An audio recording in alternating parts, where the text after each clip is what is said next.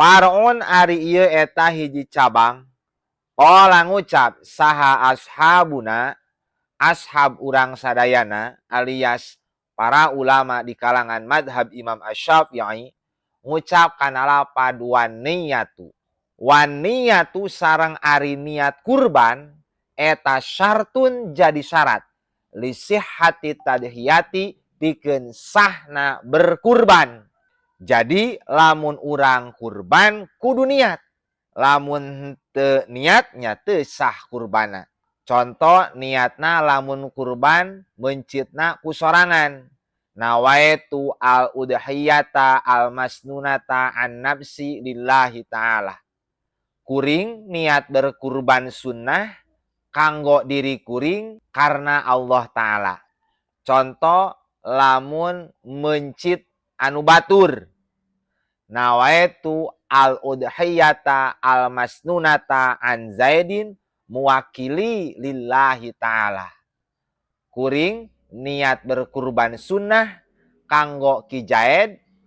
Contohna anu geus masrahkeun alias ngawakilkeun ka kuring kanggo mencit lillahi ta'ala karena Allah Ta'ala. Salajengna wahal yajuju taqdimuha ala halati dzabhi. Wahal yajuju naha meunang naon taqdimuha ngaheulakeun niat ala halati dzabhi manderikeun tingkah mencit alias niatna memeh mencit henteu pas mencit. Am yustarotu naha disyaratkeun naon qarnuha ngabarengkeun niat bihi kalawan dzabhi. Naha niatna meunang atawa henteu niatna memeh mencit atawa niat teh kudu pas mencit. Fihi wajhani. Dina ieu hukum meunang jeung teu meunangna ulama aya dua pendapat. As-sahhuhuma ari anu pangsohehna tina dua pendapat jawazut taqdimi meunang ngaheulakeun niat alias niatna memeh mencit. Meunang kitu kama bisaumi wa zakati sakumaha dina puasa oge dina zakat niatna meunang ti heula alal as-sahih menurut pendapat anu lebih sahih.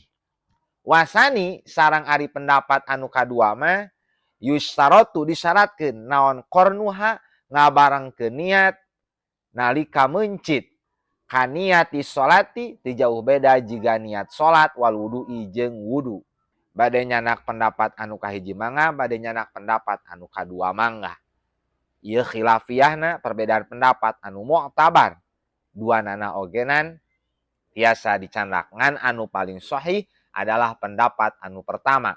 Meunang niat kurban samemeh pelaksanaan mencit. Mesing henteu pas mencit ogenan eta ngalaksanakeun niat, matakeun niat tina hate teu nanaon.